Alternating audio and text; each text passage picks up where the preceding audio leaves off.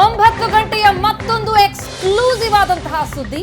ಇದು ಸಂಸದ ಪ್ರತಾಪ್ ಸಿಂಹ ವಿರುದ್ಧ ದಾಖಲಾಗಿರುವ ಎಫ್ಐಆರ್ ವಿಚಾರ. ಸಿದ್ದರಾಮಯ್ಯ ವಿರುದ್ಧ ಅವಹೇಳನಕಾರಿ ಪದವನ್ನ ಬಳಕೆ ಮಾಡಿದ್ದಾರೆ ಅಂತ ಆರೋಪಿಸಿ ದೂರು ಕೊಡಲಾಗಿದೆ. ನಿನ್ನೆ ಕಾಂಗ್ರೆಸ್ ಕಾರ್ಯಕರ್ತರು ಸಂಸದ ಪ್ರತಾಪ್ ಸಿಂಹ ವಿರುದ್ಧ ಪ್ರತಿಭಟಿಸಿದರು. ಸಂಸದರ ವಿರುದ್ಧ ಎಫ್ಐಆರ್ ದಾಖಲಿಸುವಂತೆ ಪಟ್ಟು ಹಿಡಿದಿದ್ರು. ಟೈರ್ಗೆ ಬೆಂಕಿ ಹಚ್ಚಿ ಆಕ್ರೋಶ ಹೊರಹಾಕಿದ್ರು. ಅವಹೇಳನಕಾರಿ ಪದವನ್ನ ಸಿಎಂ ವಿರುದ್ಧ ಸಂಸದ ಪ್ರತಾಪ್ ಸಿಂಹ ಬಳಸಿದ್ದಾರೆ ಎನ್ನುವ ಆರೋಪದೊಂದಿಗೆ ಟೈರ್ಗೆ ಬೆಂಕಿ ಹಚ್ಚಿ ಆಕ್ರೋಶ ಹೊರಹಾಕಿ ಎಫ್ಐಆರ್ ದಾಖಲಾಗಬೇಕು ಅಂತ ಪಟ್ಟು ಹಿಡಿದಿದ್ರು. ಈಗ ದೇವರಾಜ ಠಾಣೆಯಲ್ಲಿ ಸಂಸದರ ವಿರುದ್ಧ ಎಫ್ಐಆರ್ ದಾಖಲಾಗಿದೆ.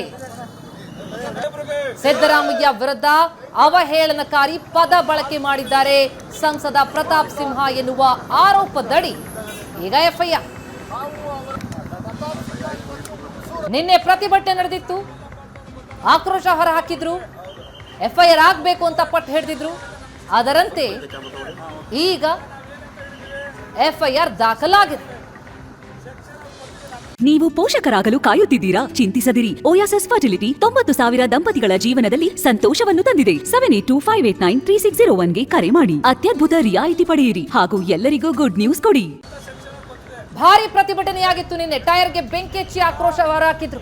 ದೇವರಾಜ ಠಾಣೆಯಲ್ಲಿ ಈಗ ಸಂಸದ ಪ್ರತಾಪ್ ಸಿಂಹ ವಿರುದ್ಧ ಸಿದ್ದರಾಮಯ್ಯ ವಿರುದ್ಧ ಅವಹೇಳನಕಾರಿ ಪದ ಬಳಕೆ ಮಾಡಿದ ಆರೋಪದಡಿ ಎಫ್ಐಆರ್ ದಾಖಲಾಗಿದೆ.